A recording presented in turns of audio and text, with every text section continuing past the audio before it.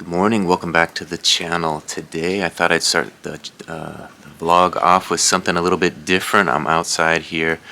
As you can see, it's melting. Well, you might not be able to see, but it is melting out here. And we got to get into town because we got a lot of orders to deliver to the post office. So today I'm going to shovel out the driveway and give you guys a look. We're going to do a little time lapse and let you see it all.